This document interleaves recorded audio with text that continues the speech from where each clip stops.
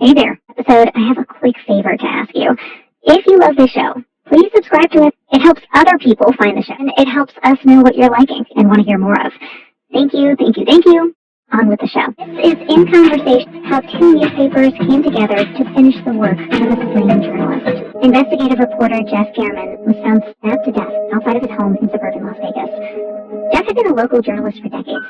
He had a reputation for holding the powerful to account, breaking big stories on everything from organized crime to political scandals, and had been with the Las Vegas Review-Journal since 2010. He hosted a podcast for them a few years ago called Mobbed Up. History tells us that anytime you take on the mafia, whether you're a politician like Liz, a law enforcement official, or a journalist, it comes with risks. Liz learned that firsthand. In the year before he was killed, Jeff had published several stories about a local elected official, Robert Tellis, a Democrat, exposing multiple scandals in his office. Tellis was openly upset by the reporting. He used to tweet about it angrily, and he ended up losing his re-election bid last summer. Days after Jeff was killed, Tellis was arrested and charged with his murder. Police say they found multiple pieces of evidence connecting Tellis to the crime. He maintains his innocence. When a journalist is killed, especially for doing their work, it sends a chill across the whole industry. This one felt so grim, and many newsrooms reached out to the Review-Journal with condolences. But the Washington Post made an unusual offer. One of the editors of the Washington Post had reached out asking, "What can we do? We have resources, we can help." That's Post reporter Lizzie Townsend. The paper was offering reporting resources to help finish the work that was still sitting on Jeff's desk. That's when I got the call from my editor asking if I would be willing to step up and do that. The story Lizzie got assigned to pick up ended up being a huge investigation into an alleged $500 million Ponzi scheme targeting Mormons. We'll get more into the details of that story in just a minute. But I started by asking Lizzie what her first thoughts were when she got that phone call, asking if she would take Jeff's reporting notes and run with them. Oh, it was an immediate yes. Anyway, I wanted to do this. I think I was a little paralyzed by the expectation of it all at first, where I was like, oh, Jeff is this incredible journalist who's been doing this work for decades longer than I have. And I really hope that I can do it in a way that would have made him proud. And, you know, if this is a story that would have had his byline on it, then if it's going to have mine, I need to do it to the best of my ability to honor him and to continue his work and to show that just because you kill a journalist doesn't mean you can kill their stories. So, I want us to come back to Jeff in a little bit and talk more about his legacy and his impact, but first, let's dive into this story of his that you picked up because it's really quite a story. Tell us what state it was in when you first got assigned to pick up what was left on Jeff's desk. What did you know at that point about the story? So, before I even went to Las Vegas for the first time, Jeff's editor, the former investigations editor, Ron DeCroft, had sent me this email with a pretty thick paragraph where Jeff detailed the story that he wanted to tell. And in that memo, he had talked about shedding light on this really tangled web of corruption and money.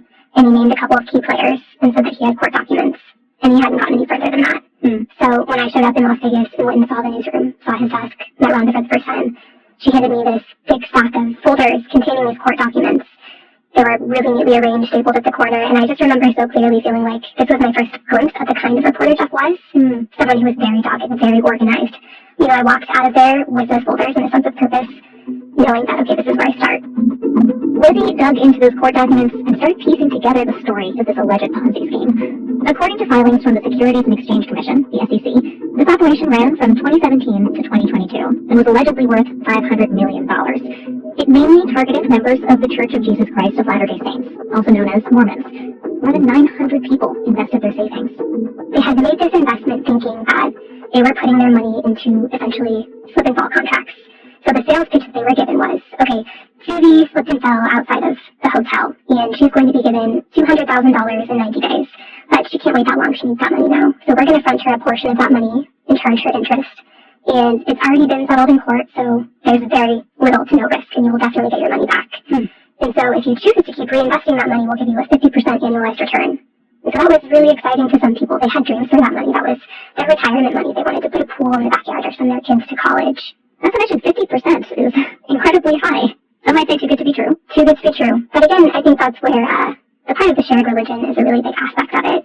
And so experts explained to me that it had all of the hallmarks of what's known as an affinity fraud, which is where there is a higher level of trust within a group of people, right? Like, these are people who you see every weekend at your children's soccer games, people you see at church, the grocery store. How the church is arranged, people attend church with people in their community, people on their street, people they live around. And so a lot of people never stop to think, you know, there are a lot of red flags here. Instead, they were like, oh, I really trust this person. And so I wouldn't give this investment the same sort of sharp eye that I would if someone I didn't know was selling me on this. So Take us to the top of the Ponzi scheme. Who was at the top? So, at the top of this Ponzi scheme, allegedly, was this lawyer named Matthew Beasley. Who was not Mormon, correct? Who was not Mormon, no. He had a friend who was Mormon, a former pharmaceutical salesman named Jeffrey Judd. And the two men knew each other because their sons played soccer together. They grew up playing on these leagues, and at some point, Matt Beasley, the lawyer, had represented Jeff Judd in a case. And so what the Securities and Exchange Commission laid out in their filings is that at some point, the two men had a conversation about, fronting this money to personal injury victims and bringing more people into it. It's a little unclear how much Jeff Judd knew from the very beginning, but the lawyer, Matt Beasley, did admit to the FBI that it was a Ponzi scheme and that it was never real, that none of those investments were real. So when you say it was never real, I mean, what was happening? What was happening to people's money when they would put it into the pot? So, sort of a classic Ponzi scheme thing, where the money from new investors was used to pay the dividends of older investors, right, instilling this sense of faith that, okay, this is real, the money is arriving right on time, every single time, no defaults. That's actually a huge red flag. No investment is that secure that, you would get the same thing at the same time every month or 3 months. Sure. The men at the top also held on to a lot of money and used it to fund very extravagant lifestyles, trips to the Caribbean, a private jet, multi-million-dollar properties in Nevada and Lake Tahoe in Southern California. How were Beasley and Judd able to keep this scheme going in secret for as many years as they did? There was a lot of secrecy surrounding this Ponzi scheme. People who chose to invest were given this paperwork where they had to sign non-disclosure agreements saying that they wouldn't talk about it with other people, that they wouldn't contact the quote-unquote clients, the slip and fall victims, whose contracts they were allegedly buying. I see. So how was this scheme ultimately exposed? How did it get on the FBI's radar? Yeah, so it's really interesting. There were two things sort of happening at the same time. Someone tipped off the Securities and Exchange Commission. It was someone in Salt Lake City who had seen the investment paperwork of a friend and reported it to authorities because they thought it was really sketchy. So that was sort of happening in the background. And then at the same time, there was another person, a man in Washington State, an accountant, who also saw this paperwork from a client, became really alarmed by it, and decided that he was going to report it to this whistleblower group called Hindenburg Research. The group's based out of New York City. They've sort of made their name by exposing financial fraud and cashing in on those whistleblower awards. So after the accountants told Hindenburg, they sort of launched their own investigation, trying to gather evidence of the marketers giving the pitch, working their way up to the top so that they could prove that the men allegedly at the top of this Ponzi scheme knew it was happening too. And then they turned that evidence over to the FBI and the SEC. The people at Hindenburg were known as Ponzi hunters. And part of the chase in taking down this scheme involves secretly recording the marketers giving their pitch to someone posing as a potential investor. The Washington Post obtains a video, which Hindenburg handed over to federal authorities. The basic structure is, when an individual has a personal injury claim and they reach that settlement point, there's a 90-day waiting period there. And so Jeff, J&J Purchasing, and Matt Beasley, Within weeks of this recording, the FBI starts knocking on doors. They go to Jeffrey Judd, and by the time they get to Matthew Beasley, he knows they're coming for him. The three officers go up to his front door, and Matt Beasley appears, holding a gun to his head. The officers tell him to drop the gun, and he sort of sweeps it towards the ground in this motion that the officers perceive as threatening. Matt Beasley told me that he was never pointing the gun anywhere but at himself. Whatever the case, the FBI officers shot him, and he retreated inside of his home, where he was for nearly 4 hours as he talked with a hostage negotiator over the phone. And so it was through those conversations that we learned a lot about how this fraud was perpetrated and why. Matthew Beasley told the FBI that he had these gambling debts that he needed to pay off, and that was the genesis of it. And then he admitted over and over that it was a Ponzi scheme, that none of the investments were actually real and sound, that he had made the whole thing up. It turned into a real standoff, it sounds like. Yep, they kept trying to get him to come out, and he was so ashamed and said he was not coming out alive. Wow. So how did the standoff end? At some point, the FBI was ordered in to go and bring him out, and they did that successfully. Matthew Beasley was taken to the hospital, and then he was taken to Nevada Southern Detention Center. The FBI charged Matthew Beasley with assault against a federal officer for what happened.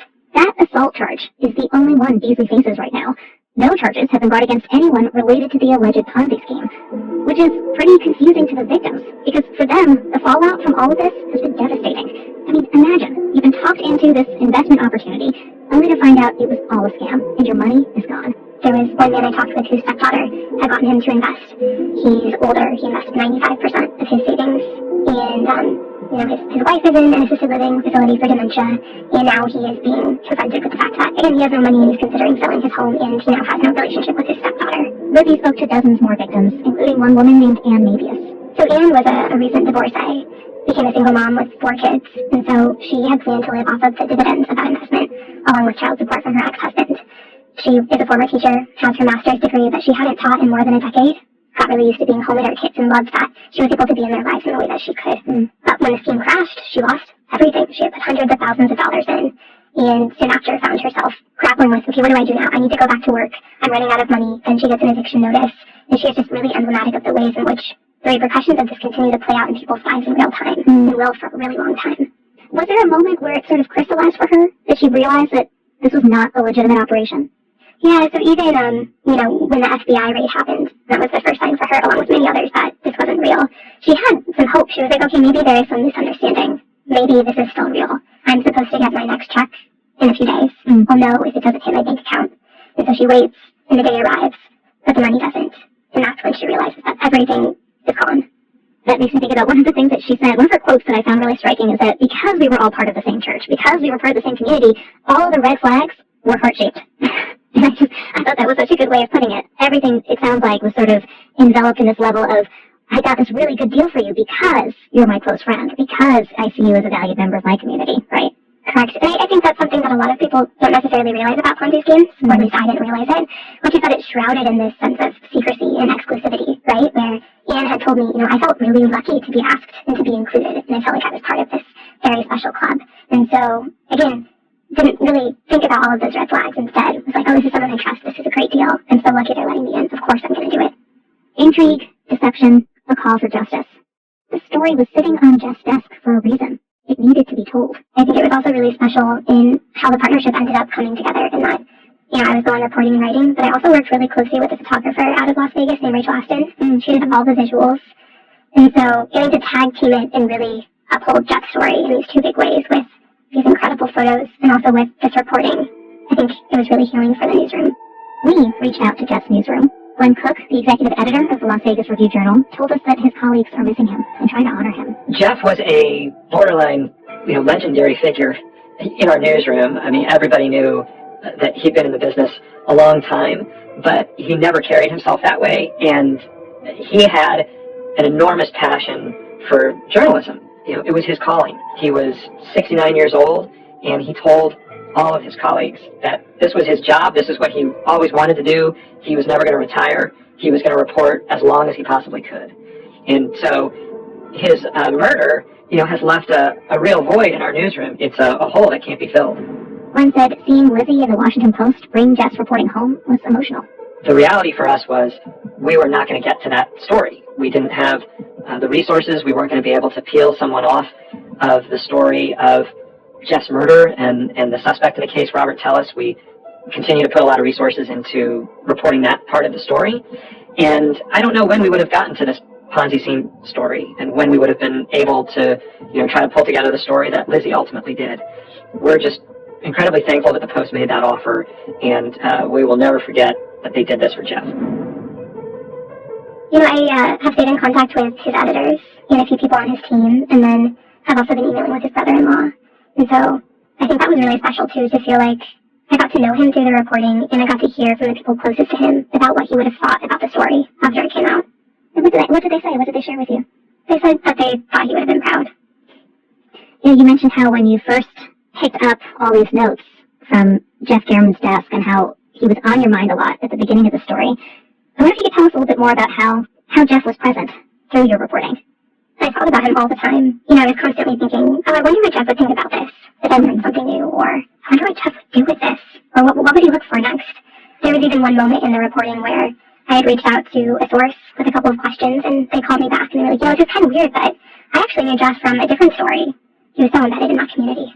I knew Jeff, from what I've heard, is someone who gave his heart and his entire life up until the end over to this job. He believed in the power of journalism and telling stories that mattered and holding power accountable. And I think isn't that what we all want to do with our work, to feel like it impacts the world in a meaningful and positive way? And to just have gotten the chance to do that for him, to carry the torch for him, I think that might be the most meaningful work that I've ever done. Lizzie Johnson, thank you so much for doing this reporting and sharing a bit more about Jeff with us. We appreciate it. Thank you. Thank you so much.